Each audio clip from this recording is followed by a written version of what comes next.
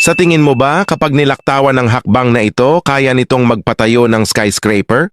Akala ng karamihan, kapag naibaba na ng crane ang beam, tapos na ang mahirap na parte, i-bolt na lang at ayos na. Pero hindi ganun kasimple. Kapag hindi eksaktong nagtagpo ang mga butas ng bakal, hihinto talaga ang koneksyon. Kaya makikita mo siya na nasa daan-daang talampakang taas, may hawak na pry bar. Mukha siyang delikado pero sa totoo lang, hindi iyon basta-basta panganib. Precision work iyon. Ang isang steel beam na iyon ay tumitimbang ng libo-libong pounds. Ang tolerance ng bakal ay maaaring kasing liit ng 1/8 inch lang. Pero habang nadadagdagan ang taas at haba, nadadagdag din ang error. Isama mo pa ang hangin at init, sa 40 feet na bakal, pwedeng humaba ito ng humigit kumulang 1/16 inch. Minsan, ilang milimeter lang ang pagitan ng butas pero sapat na iyon para hindi magtugma. Bakit hindi na lang ayusin ng crane? Kasi ang crane ay pang-angat lang, hindi pang-ayos ng gilid habang may bigat. At ang bakal, pwedeng yumuko dahil sa sarili nitong bigat, kaya hindi laging perfect ang pagtama ng mga butas. Dito pumapasok ang trabaho niya.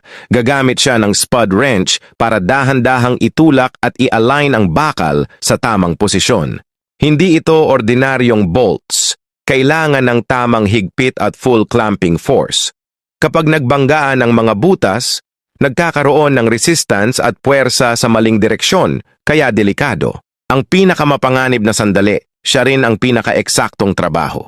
Papayag ka ba sa trabahong ganito kapalit ng $30,000 kada buwan? Ito ang dahilan kung bakit mas yumayaman ang mga Chinese.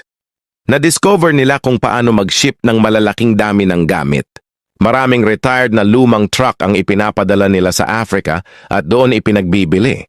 Sa isang shipment pa lang, pwedeng kumita ng hanggang $5 million. Ang unang Chinese na nakaisip ng ganitong oportunidad ay isang ship captain na ang trabaho ay mag-transport ng steel coils. Ang steel coils ay napakabigat at siksik, pero hindi masyadong malaki, kaya minsan nagiging mahirap i-balance ang karga ng barko. Doon niya napansin ang maraming abandonadong truck malapit sa pantalan. Ang mga truck na ito ay hindi na pinapagamit sa China dahil sa regulasyon. Kapag lampas na sa 15 years, bawal na silang i-operate. Doon niya naisip ang isang business idea. Ginamit niya ang mga lumang truck bilang pantimbang sa karga ng barko. Pagdating sa Africa, ibinenta rin niya ang mga truck na ito. Dahil napakamura lang ng recycling value ng mga truck na ito sa China, nabibili lang sila sa halagang ilang libong dolyar at may ibang modelo na umaabot lang sa mga $500. Kaya raw maraming Chinese trucks ang makikita sa Africa ngayon. Kaya kung ikaw, bibili ka ba ng ganitong truck? Papunta na ang ulan kaya kailangan bilisan. Taglamig ito. Ang trigo natapos ma-seed just in time. Hindi pwede ang second chances dito. Isang bukid lang, isang bintana lang, isang chance lang para makuha ito, tama? Ito ang Dudes Far.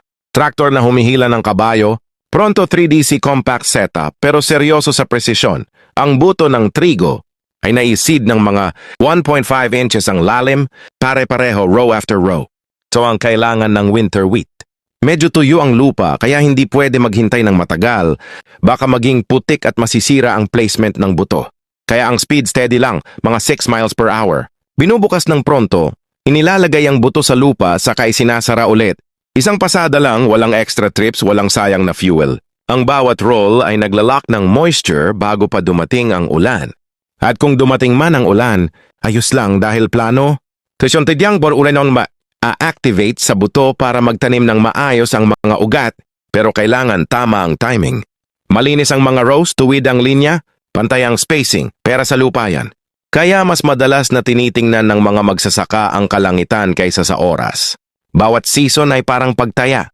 Bawat desisyon ay mahalaga. Hindi sa laki ng makina ang panalo. Panalo ka sa timing at seed sa bukid tapos tapusin.